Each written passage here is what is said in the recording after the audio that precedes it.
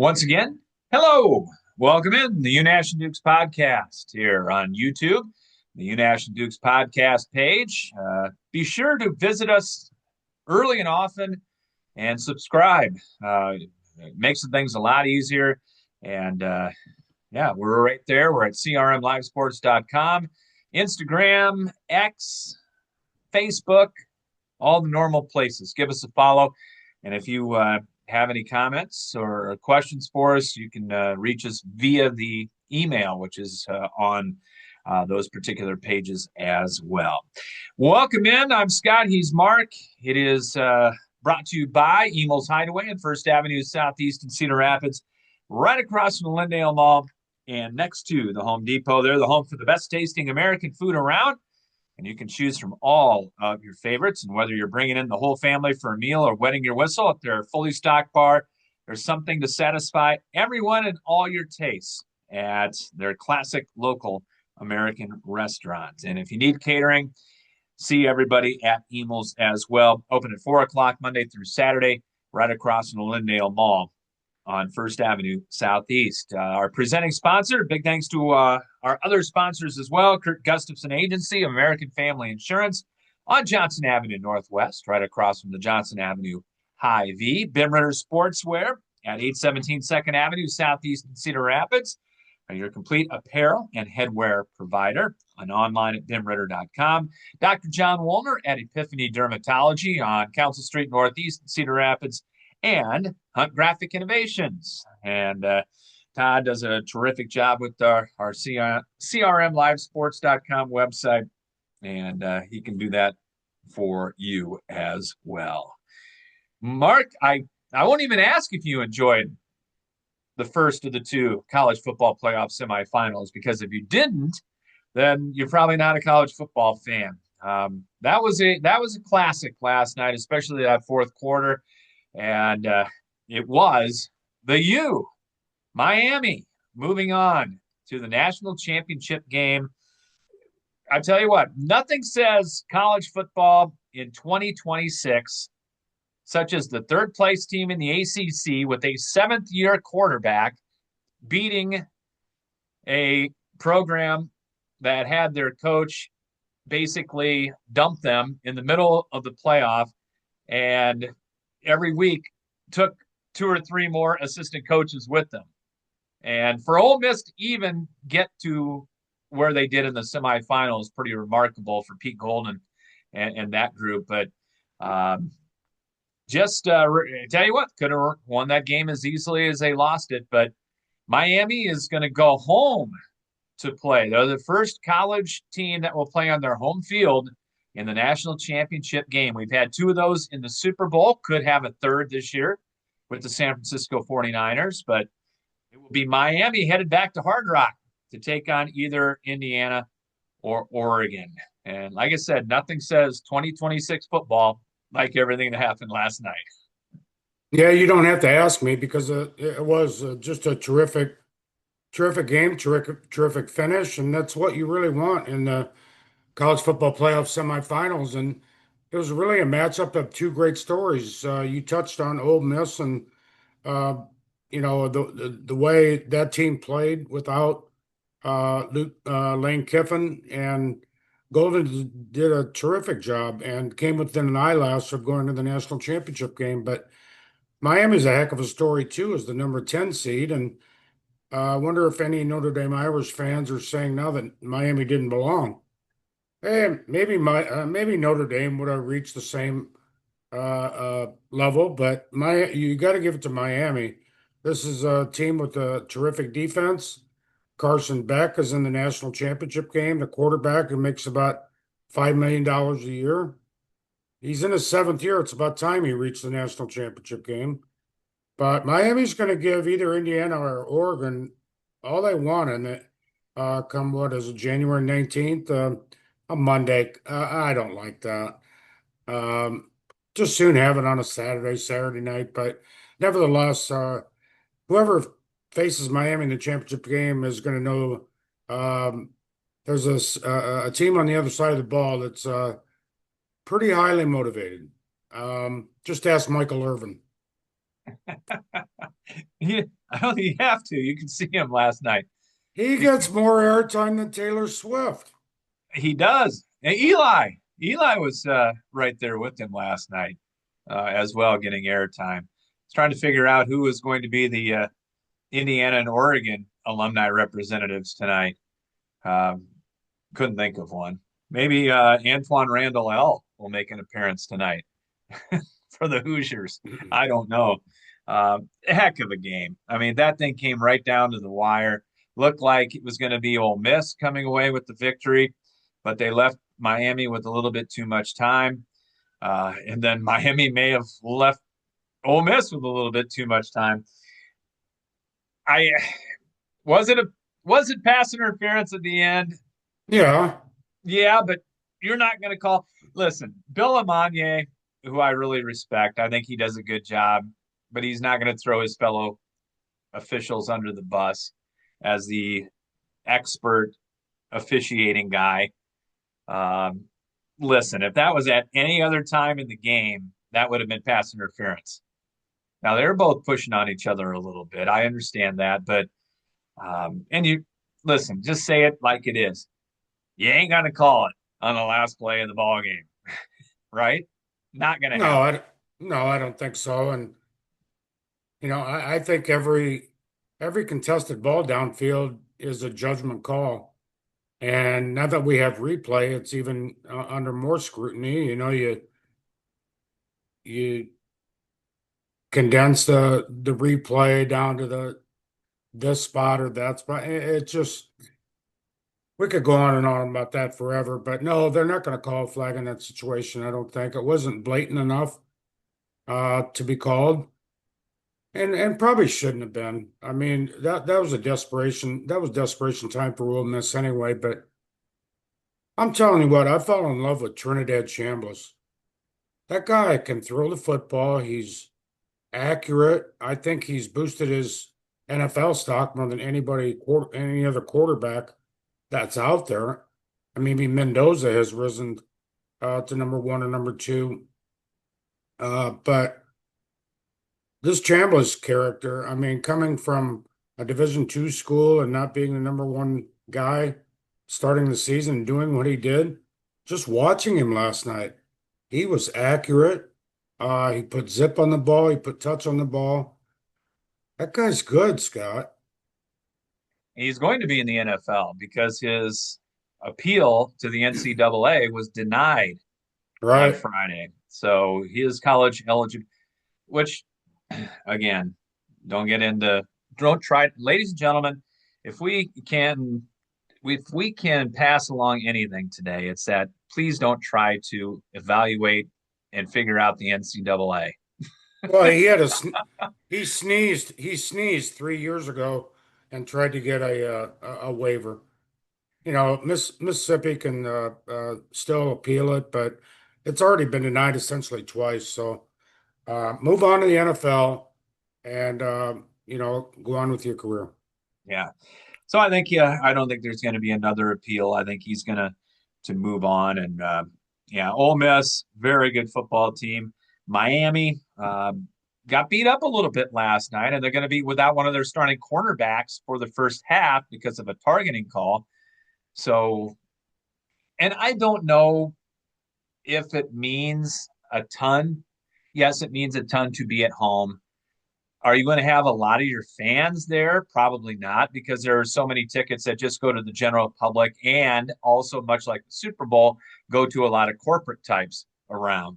So it's not going to be like Hard Rock Stadium's going to be five, six filled with Miami Hurricane fans, but it's going to be a sense of, hey, we do this, 7 times a year and play in this stadium.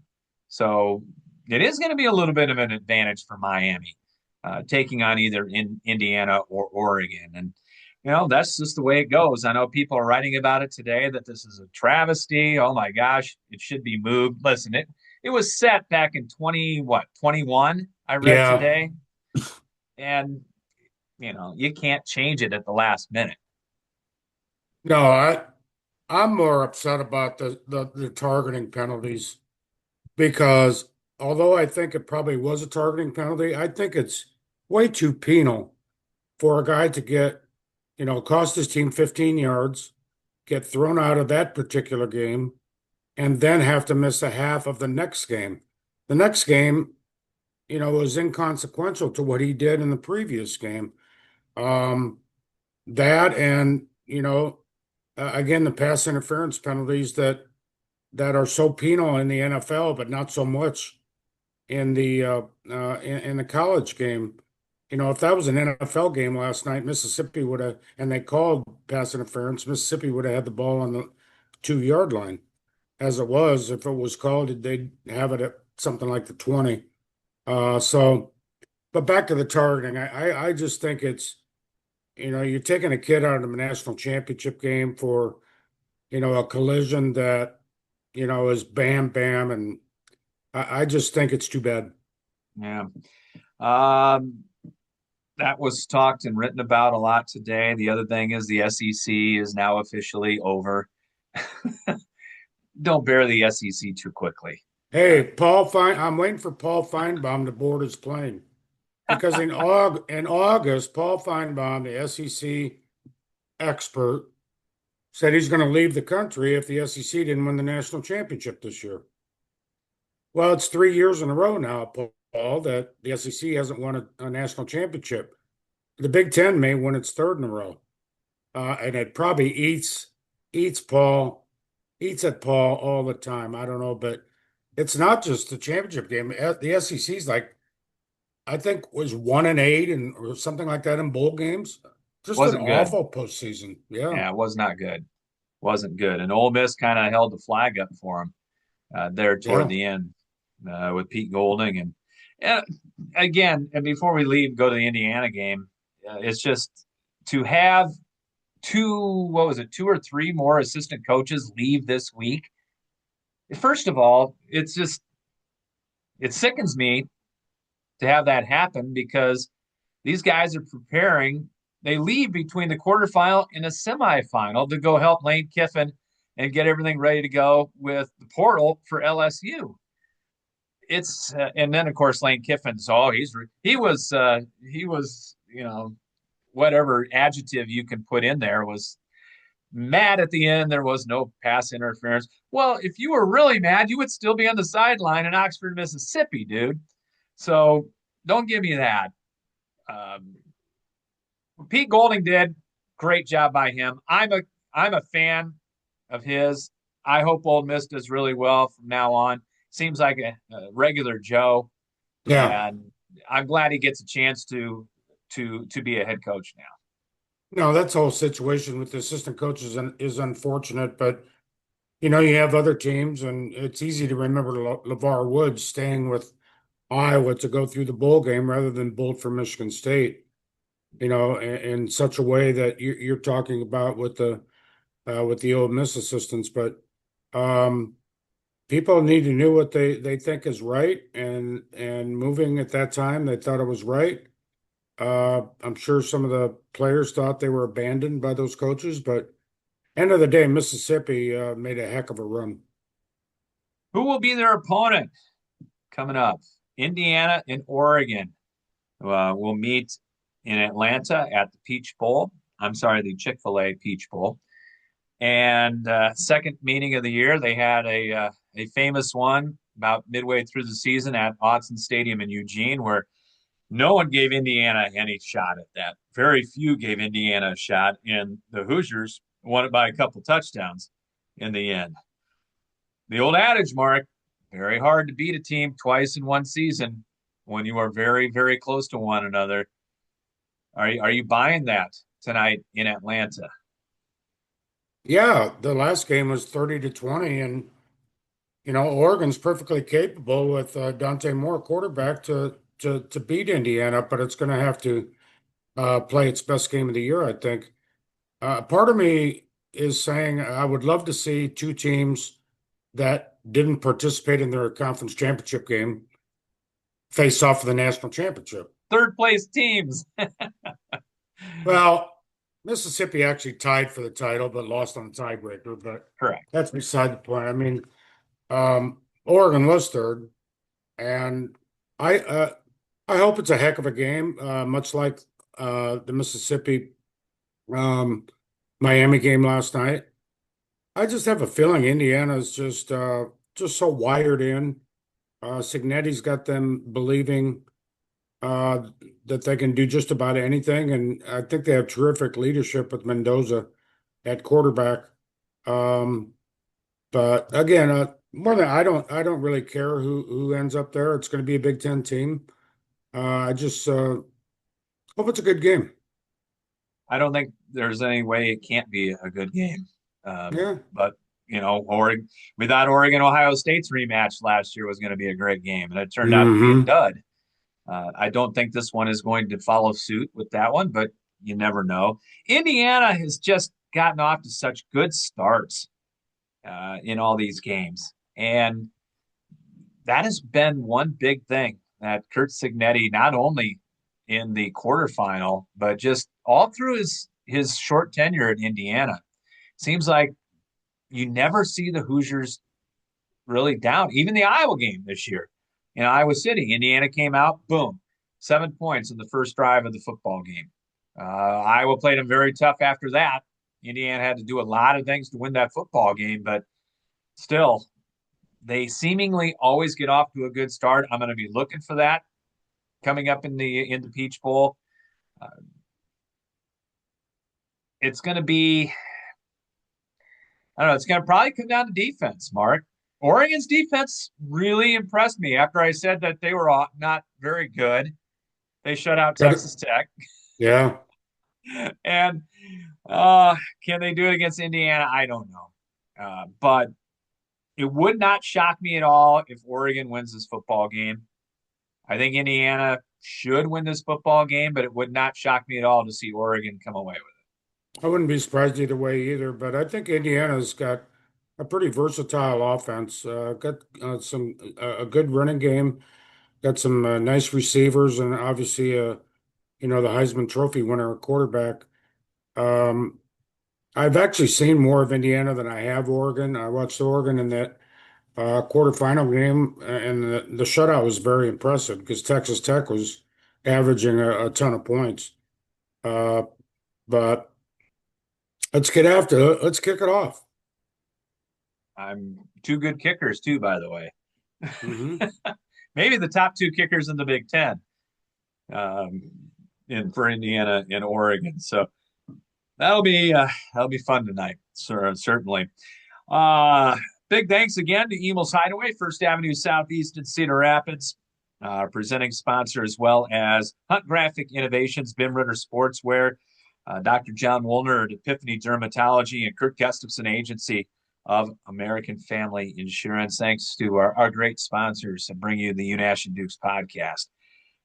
You do not have your Bear background. No, You are low keying it with the Packers and the Bears, round three, and should be interesting and entertaining coming up on Saturday night at Soldier Field. I think the weather looks okay. Not great, not terrible, just okay, which is fine. Won't play too much of a factor into it. But the uh, the Bears right now a home underdog yeah. in this game against Green Bay. And are you buying that? Well, most people are. Most of the so-called experts are riding with Green Bay, and um, I wouldn't be surprised if Green Bay, goes to the NFC Championship game and maybe even the Super Bowl. And I can also see them losing in the first round. No, I'm not going to have the back. I can switch to the background if you'd like, but why would I flaunt the fact that the Bears won the division? Why would I flaunt the fact that they beat Green Bay the last time and should have beat them in Lambeau? Um, why would I flaunt the fact that the Bears are the number two seed and have a home game? There's no point in flaunting that because it could have blow up in my face. And that's why I'm playing it low key. Okay, I like that. I like it. Packers are a very good 7 seed. They Very, are. very good 7 seed. Now, is Jordan Love going to be completely healthy? That's the question. He's not going to be 100%, but I think he's going to be pretty darn close to 100%. Packers did the right thing last week, holding him out. among others, in the Viking game. And could there be a little bit of rust? I don't think so. It'd be like getting back into it after a bye week. So I don't expect a lot of rust with Green Bay. I think the Bears got to run the ball though, Mark. I Yeah. think they got to run the ball and be physical in that game. Yeah, Swift has to have a good game, and Mange has to do what he can do. They both ran for 100 yards in the same game once this season. But Josh Jacobs is a very good back for the Packers. I'm just not convinced that the Bears have a solid enough defense to pull this off. Not only just this one, but I mean, you're looking at San Francisco or Philly in the next game. It's going to be a tough road to the Super Bowl in both the AFC and the NFC, but I think the Bears, it's just gravy for the Bears right now. I Yeah, haven't been there in a while. It's gravy.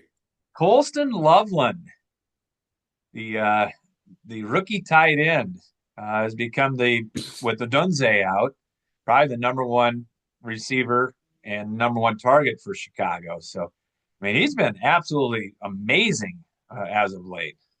Yeah, he has. Luther Burden Jr. has been good, the wide receiver out of Missouri. It'd be nice to have a Dunze back. He's missed 4 or 5 games now. You know, back in the day, I thought when the Bears drafted Cole Kmet out of Notre Dame, he's going to be the longtime tight end, but now he's kind of 1B tight end. Loveland's really had a great rookie year.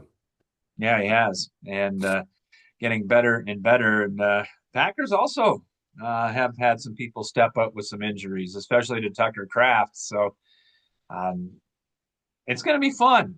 Packers and Bears don't usually meet 3 times in a year, so enjoy No. this, NFC North fans.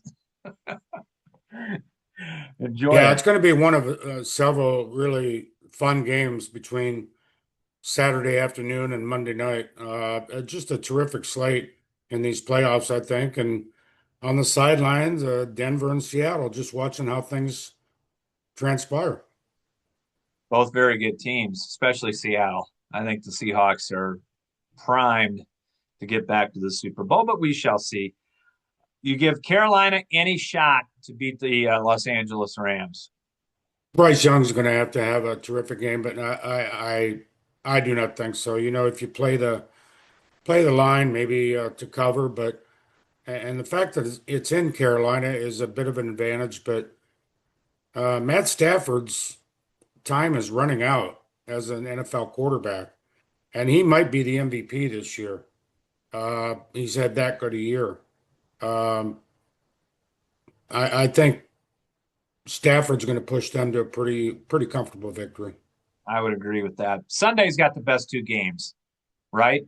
There's no doubt. Buffalo at Jacksonville, and then the 49ers go to the defending champion Philadelphia Eagles in the late game on Sunday. Those two are divisional matchups in the first round, basically. Uh, Josh Allen, we'll see if he's healthy. We'll see if he can lead this team. If Buffalo falls in the wild card round, this could signal changes in Buffalo. It's not going to be Josh Allen certainly, but there are a lot of veterans on that team, and like you talked about with Matt Stafford, might be coming down to the end of his window being open. For Buffalo, I think they got to do it now, and they're probably taking on the hottest team in the NFL outside of Houston in the Jacksonville Jaguars. Yeah, two teams mentioned there, Houston and Jacksonville, got really, really good defenses. And Trevor Lawrence is early in his career, but he's performed really well. And I still believe in Josh Allen. I don't know that I believe in the rest of the Buffalo Bills. And, not having a home game is different for Buffalo. Going down to Jacksonville, it's probably what, be in the 60s, 70s, I don't know. A Nicer lot than different, here. lot different than Buffalo. But I'm interested to see if Jacksonville can take the next step. Certainly capable of it. And, New England is quite a story with Mike Vrabel and Drake May. What that team has done in just a short time. Uh, to get a number two seed. And Chargers have a lot of talent, but New England being at home, I got to go with New England there. And in the NFC, I can't wait to watch the San Francisco Philly game. Um, See which team's going to show up because I think either one of those teams could be in the Super Bowl. Rematch of the NFC Championship game from a couple years ago Yeah. between those two. And the thing about New England and Jacksonville is they have not been under this scrutiny and this much pressure, Hmm. especially New England. Mike Vrabel is one whale of a coach, and Tennessee idiots for letting him go.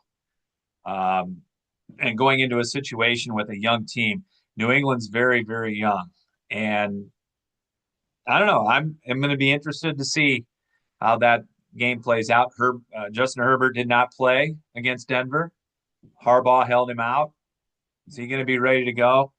New England and Jacksonville are the two teams I'm really, really wanting to see and how they jump up. I love the Houston Texans. I love their defense, but we'll talk more about that next week when we know the outcomes of those 5 games. Uh, Going to be a fun weekend, though. I mean, these are good wild card matchups. I mean, you look at, oh gosh, of the 6 games, 5 of them could be divisional or even championship games, to be honest with Yeah. Yeah, between college football from last night into tonight and into the NFL on the weekend and college basketball might get set aside a little bit, but there's some really good important games in hoops as well. you. Good segue, Mark. I If kind of figured that. Iowa, Illinois, bright and early, 11 o'clock Sunday for the gold out at Carver Hawkeye Arena. The Fighting United Nations Illini will be coming in with Stojakovic, Mirkovic, and Isevich coming in for Illinois to go along with Boswell, who is really, really good. And if you are an Iowa basketball fan, you probably wanted Rutgers to give a little bit better account of themselves last night. Illinois just ran Rutgers out of Champaign. It was never a game, and won that thing comfortably. Those guys got a lot of rest. The frontliners. It's going to be tough for Iowa. This is a game they really, I think, need on Sunday because they go to Indiana, they go to Purdue, back to back after this. Hawks, if they lose to Illinois, drop to 2-3. You can make a pretty good account for it. Could be 2-5 in a week. And then you're starting to talk about you go from solid 6-7 seed in most people's bracketology. I know you like to talk bracketology on January the 9th, Mark, but but here we are. Iowa goes from solidly in to probably right on the bubble at 2-5. But to me, this is not a good matchup for Iowa. This is a long, athletic, tall Illinois team, and that's the type of team that is going to give Iowa fits this year. I think it's going to be very difficult for Iowa, especially if it plays anywhere close to the way it did in the second half against UCLA and the first half against Minnesota, and even more than a half against Minnesota. I think Illinois is going to have a say in the Big Ten championship. I'm not saying Illinois is going to win it because Michigan is really good, and Michigan State is going to be there, I think, and Purdue's going to be there, and apparently Nebraska is going to be there. Nebraska is at Indiana this weekend in a pretty big game, but this Illinois team is I don't know, maybe one of the better teams that Illinois had. We'll see at the end of the year, of course, but not a good matchup for Iowa, I don't think. But funny things happen in the game. What has gotten into Price Sanford? I don't know what has got into him. Confidence.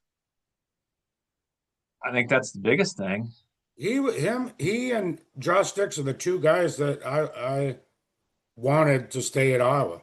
I thought Price Sanford I'm not surprised at Price Sanford at all. I'm I'm surprised surprised that he's averaging 16 a game. I'm surprised Dixon Freeman aren't doing awfully well at Creighton. Owen Freeman's situation at Creighton just makes me scratch my head. Not playing a ton, not averaging a lot of points. It's just something is not right with Owen Freeman over there. I Josh Dix is starting to put it together, but and I tell you, the guy who's doing a really good job is Brock Harding down at TCU. If you have not noticed the box scores in the Big 12, but yeah, Iowa, Illinois, and I tell you what, I'm not for Cyclone fans out there. I promise you right now, I am not going to go out and say that the Iowa State men are absolutely going to destroy Oklahoma State on Saturday, even though they will and should. After what happened to the Iowa State women on Wednesday night, after I said that they would have no problem beating Cincinnati, they had a problem. Okay, don't listen to Scott Unash, okay? Uh, No, I think those things, I could say the same thing and be totally wrong about things. Iowa State 15-0, they're headed for a historical year, but Oklahoma State, you can't afford to take any game off in the Big 12, the Big 10, whatever conference it is. And just TJ just has to talk to Bill Fennelly about that because Cincinnati, man, that was a bad loss for the Iowa State women. But I expect Iowa State to win and keep rolling. they're a 20-point favorite at home against Oklahoma State, who's not great. I even though it's a Big 12 game, I don't see Iowa State. I see Iowa State winning that 20-25 and being very comfortable about it. Everybody, speaking of the Iowa State women, everybody's got an opinion now on what's wrong with it, starting with Audie Crooks's defense. I will say this, and we've talked about this on the radio show, Mark. We've talked about it here. When Audie Crooks went to Iowa State, it was a very interesting situation because her game, you have to adjust the way you play offense and defense when you have somebody of her caliber in there. That is a inside player that is probably a little bit of a liability as far as the defense is concerned, getting out on mobile bigs. And that's what's happened the last two games against Baylor and Cincinnati. They they and the rest of the Big 12 have, hey, these coaches look at tape for about 12 hours a day if you have the scout for the next game. They're figuring out that Audie Crooks, if you take your center outside, Audie's got to get out there. She's late getting out there. And you got to make the shot once you do. And that's what Baylor and Cincinnati did. Cincinnati a little bit more than Baylor, but everybody's got their opinion now on what's wrong with the Iowa State women. Well, I think, teams the last two games, Baylor and Cincinnati, have kind of exposed Crooks a little bit. And I'm not going to lay it all on Crooks because she's still scoring more than 20 points a game. She just hasn't been as efficient. She's not the best defensive player in the world when it comes to being mobile and getting out on bigs, like you said. And Baylor kind of packed it in against Crooks and tried to make the rest of the Iowa State team beat them. That's the whole recipe, I think, for the Iowa State women. And in a way, now altogether different than the approach against the Iowa men. Shut off Sturts, limit him, and make the rest of the team go ahead and beat you. But I think Iowa State will be fine, but it certainly uh, exposed a few things the last couple games. And injuries have not helped either. Right, right. Bennett Sturt's got to stay out of foul trouble for Iowa, period. And he's gotten into foul trouble in the last two games. Iowa had the big lead against UCLA before that happened. But you saw what Donovan Dent started to do, take it right at the basket.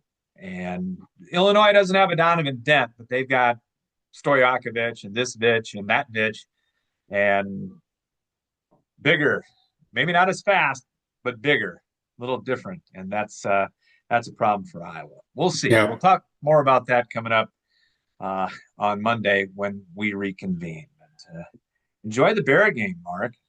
I will give a report on Monday about my Amazon Prime experience. I do not know what to do this weekend because this is the first time in a decade I am no dog in the fight for this weekend. This is really very odd. I know people It's aren't going got to feel sorry for me. it's got to feel totally different for you. So you need to pick a team and ride with them. Why not come on the Bears bandwagon? I, you know what? I'm just going to enjoy the football. Yeah. I'm just going to enjoy the football. All right. I hope you enjoyed the Unash and Dukes podcast. Go out and subscribe on our YouTube page, please. It's easier to view the page and et cetera, et cetera. So go out and become a subscriber there. And thanks to Evil Sideaway, all our great sponsors, for helping us out. Mark, have a good weekend. I will. Talk to you Monday. All right. You've been watching and viewing and listening to the Unash and Dukes podcast. Thanks, everybody. And we will talk to you later.